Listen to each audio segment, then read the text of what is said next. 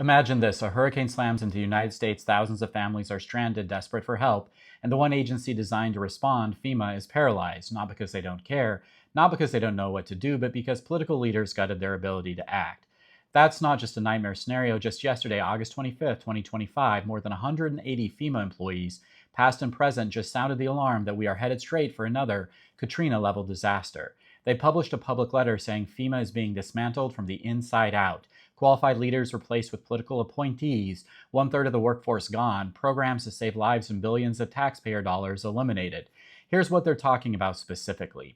So FEMA employees are being reassigned to ICE instead of disaster response. Mitigation programs that save $6 for every dollar invested have been eliminated. Climate change data and risk maps have been censored, leaving communities blind to the dangers ahead. Preparedness programs like CERT and the National Fire Academy have been cut off, and the agency still has no legally qualified administrator running it, something Congress required after Katrina.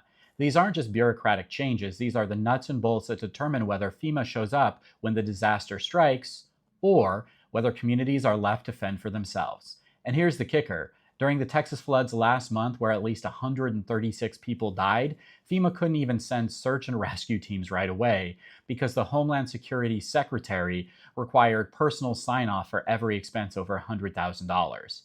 Think about that. Families trapped in rising water and bureaucracy saying, hold on, we need another permission slip that we just made up. These employees risked their careers to say this out loud. Many even signed anonymously because they're afraid of retaliation.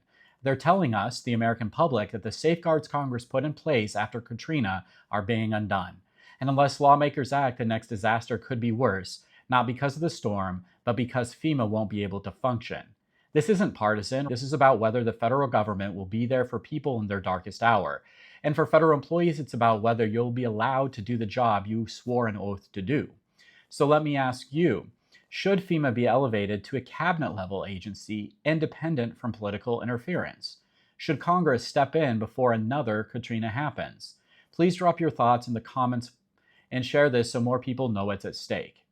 Because if federal workers themselves are this worried, the public needs to listen before it's too late. People are sounding the alarm bells, but will we hear them?